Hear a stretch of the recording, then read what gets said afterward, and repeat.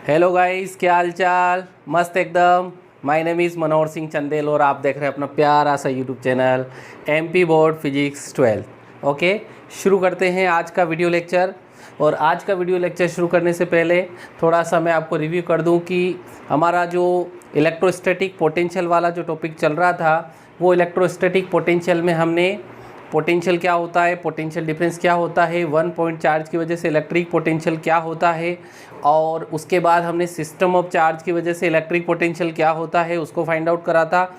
इसके साथ ही हमने जो है अब आज के जो वीडियो लेक्चर में हमको बात करनी है वो हमको बात करनी है एक लास्ट क्वेश्चन और उसका बचा है इलेक्ट्रोस्टैटिक पोटेंशियल से रिलेटेड कि इलेक्ट्रोस्टैटिक पोटेंशियल के अंदर इक्वी पोटेंशियल सरफेस क्या होती है और उसकी क्या प्रॉपर्टी होती है, हमको एक तो वो पढ़ना है। दूसरी चीज़ हमको जो है उसमें एक रिलेशन पूछा जाता है कि इलेक्ट्रिक फील्ड इंटेंसिटी और जो पोटेंशियल ग्रेडियंट होता है उसमें क्या रिलेशन है।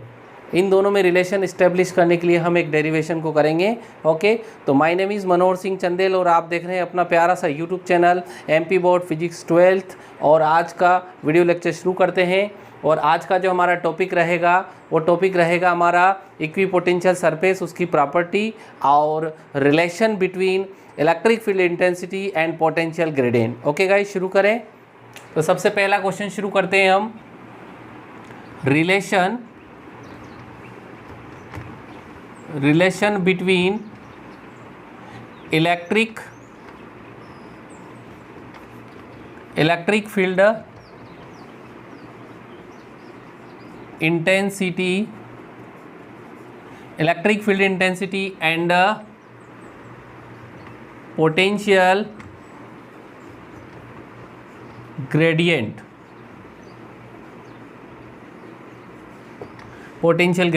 ओके, तो थोड़ा सा आप इसको डायग्राम में देखें कि अगर हम एक यूनिफॉर्म इलेक्ट्रिक फील्ड ले लेते हैं और इस यूनिफॉर्म इलेक्ट्रिक फील्ड के अंदर जो है यहाँ पर हम एक पॉइंट बी कंसीडर कर लेते हैं, यहाँ पर एक पॉइंट ए कंसीडर कर लेते हैं। ओके, और हम यहाँ पर जो है इस इलेक्ट्रिक फील्ड इंटेंसिटी की डायरेक्शन को शो कर देते हैं। अब यहाँ पे बी पॉइंट पर एक टेस्ट चार्ज क्यू नोट को हम कंसीडर कर लेते हैं। और अब आप देखिए कि अगर मैं इलेक्ट्रिक फील्ड में अगर इन दोनों पॉइंट्स को रखूँगा तो दोनों पॉइंट्स के बीच में पोटेंशियल डिफरेंस होगा। क्लियर? अब पोटेंशियल डिफरेंस होगा तो हमको मालूम है कि हम ए से बी की ओर अगर चल रहे हैं तो ए का जो पोटेंशियल होगा वो ज़्यादा होगा और बी का पोटेंशियल धीरे धीरे डिक्रीज हो जाएगा। तो ए से बी की ओर जाने पर जो पोटेंशियल फॉल्स हो रहा है पर यूनिट लेंथ पे, उसी को हम पोटेंशियल ग्रेडियंट बोलते हैं, विभव प्रवणता बोलते हैं कि पोटेंशियल ग्रेडियंट जो होता है वो पोटेंशियल ड्रॉप होता है एक प्रकार से। तो हम यहाँ पे कंसिडर कर लेते हैं कि इस बी का पोटेंशियल वी है, तो ओबियसली इस ए का जो पोटेंशियल होगा वो वी प्लस डी वी होगा।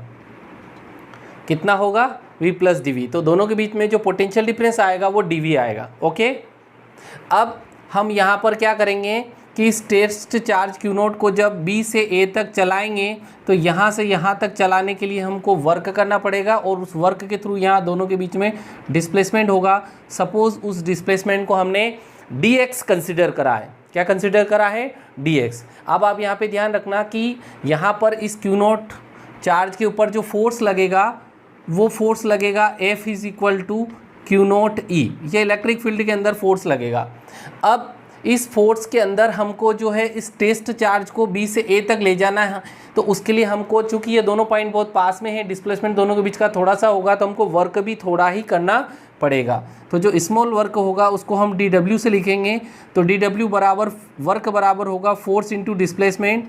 तो जो डिस्प्लेसमेंट होगा हमारा यहाँ पे वो नेगेटिव होगा, बिकॉज आपको दिख रहा होगा डायग्राम में कि जो इलेक्ट्रिक फील्ड के अंदर जो फोर्स की डायरेक्शन है वो इस डायरेक्शन में फोर्स लग रहा है और हम इसको फोर्स के अगेंस्ट ले जाना चाह रहे हैं।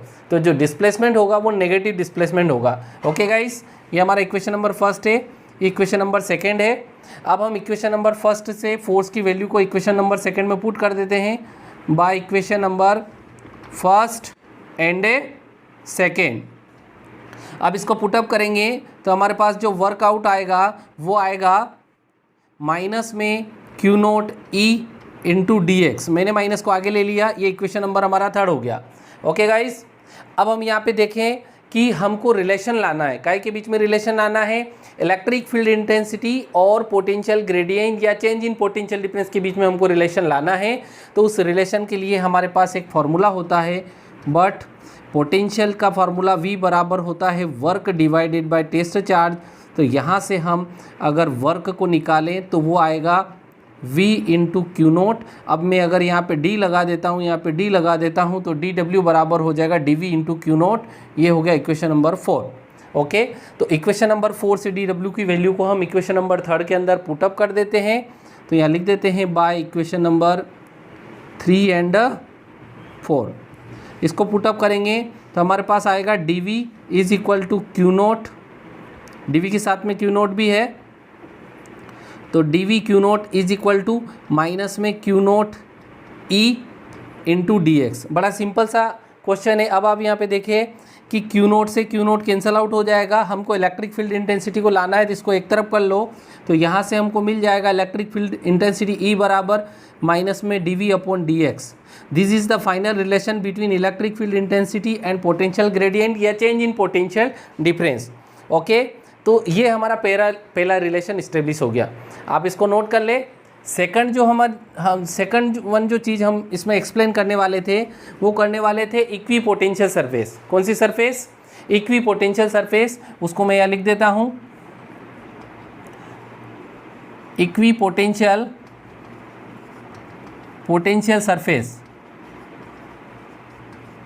इक्वी पोटेंशियल सरफेस जैसा कि नाम से ही क्लियर है, आपको पता है कि अगर हम एक ऐसी सरफेस ले लें जिसकी सभी पॉइंट्स पर अगर पोटेंशियल सेम हो जाए, तो ऐसी पोटेंशियल वाली सरफेस को हम इक्वी पोटेंशियल सरफेस या समविभव पृष्ठ कहते हैं। इट मीन्स अगर हमारे पास एक कोई शेप है, जैसे एग्जांपल के तौर पे ये जो सरफेस है, ये हम ज़्यादातर दो तरह से इसको यूज़ करते हैं। अगर हमारे पास जो है पॉइंट चार्ज है, कौन सा चार्ज है? पॉइंट चार्ज है, तो उस पॉइंट चार्ज की वजह से जो इक्वी पोटेंशियल सरफेस बनती है वो स्फेरिकल बनती है। कौन सी बनती है? स्फेरिकल। स्फेरिकल आप देखो कैसे बनेगी कि ये मान लो यहाँ पे पॉजिटिव चार्ज है, तो इस पॉजिटिव चार्ज की वजह से जो इक्वी पोटेंशियल सरफेस बनेगी वो इस तरह से स्फेरिकल बनेगी। और यहाँ से इलेक्ट्रिक फील्ड लाइन आपको पता है कि आउटवर्ड्स निकलेगी परपेंडिकुलर टू द सरफेस, इस तरह से। ओके, अब ये इक्वी पोटेंशियल सरफेस जो है पॉइंट चार्ज की वजह से है, जो कि स्फेरिकल शेप में है। तो ये यहाँ पे इसमें ढेर सारे पॉइंट होंगे, ये सारे इक्वी पोटेंशियल सरफेस वाले पॉइंट है। अगर हम इन पॉइंट पर पोटेंशियल को मेज़र करेंगे तो सभी पॉइंट पर जो पोटेंशियल आएगा वो सेम आएगा। ऐसी ही सरफेस को हम इक्वी पोटेंशियल सरफेस बोलते हैं, समविभव पृष्ठ बोलते हैं। ये इलेक्ट्रिक फील्ड की डायरेक्शन है, आउटवर्ड्स जा रही है। अब इसकी प्रॉपर्टी भी होती है बहुत सारी, लेकिन पहले हम यहाँ पे एक और बात को यूज़ कर लें कि जो पॉइंट चार्ज की बजाय अगर हमारे पास लीनियर चार्ज है, तो लीनियर चार्ज की वजह से जो हमारी की पोटेंशियल सरफेस बनेगी वो सिलिंड्रिकल बनेगी, बेलनाकार बनेगी। ओके, उसको मैं यहाँ पे ड्रा नहीं कर रहा हूँ, सिलिंड्रिकल बना के हम देख सकते हैं, वहाँ पे भी सेम प्रॉपर्टी होगी। अब इस इक्वी पोटेंशियल सरफेस के अंदर हम प्रॉपर्टी की अगर बात करें तो इसमें कुछ प्रॉपर्टी होती है, उस प्रॉपर्टी में हम बहुत सारे पॉइंट्स को क्लियर कर सकते हैं। सबसे पहला पॉइंट तो इसमें यही चीज़ होता है कि इस इक्वी पोटेंशियल सरफेस के एवरी पॉइंट पर पोटेंशियल सेम होता है। ये सबसे बड़ी प्रॉपर्टी इसकी। चाहे मैं इस पॉइंट पे मेज़र करूं, चाहे मैं इस पॉइंट पे, इस पॉइंट पे, इस पॉइंट पे, इस पॉइंट पे, किसी भी पॉइंट पर मैं अगर पोटेंशियल को मेज़र करूँगा तो वो सभी जगह सेम आएगा। सेकंड प्रॉपर्टी में इसमें आप देखेंगे कि अगर हमको मान लो किसी चार्ज को या एक पॉइंट से इस पॉइंट से यहाँ से जो उठा के यहाँ तक ले जाना है, तो इस इक्वी पोटेंशियल सरफेस के ऊपर चार्ज को एक पॉइंट से दूसरे पॉइंट तक चलाने के लिए हमें कोई भी वर्क नहीं करना होगा। वर्क डन ज़ीरो होगा, क्योंकि आपको क्लियर दिख रहा है कि इसमें पोटेंशियल डिफरेंस ज़ीरो है। और जब पोटेंशियल डिफरेंस ज़ीरो होता है, यहाँ पे देख सकते हो, तो वर्क भी ज़ीरो होता है। ये रिलेशन दूसरा इंपॉर्टेंट प्रॉपर्टीज़ में। तीसरी प्रॉपर्टी अगर आप देखो डायग्राम में ही वो चीज़ स्पष्ट हो रही है कि ये जो सरफेस है, ये सरफेस के साथ जो इलेक्ट्रिक फील्ड लाइन है, ये 90 डिग्री का एंगल बना के टेंजेंशियली बाहर निकलती है। ये नॉर्मली थ्रू होती है किसी भी इक्वी पोटेंशियल सरफेस से। समझ में आ रहा होगा पॉइंट आपको? इस इक्वी पोटेंशियल सरफेस से जो इलेक्ट्रिक फील्ड लाइन निकलती है, ये लाइन इस सरफेस से हमेशा नॉर्मली आउटवर्ड्स थ्रू होती है, परपेंडिकुलर बाहर की ओर निकलती है।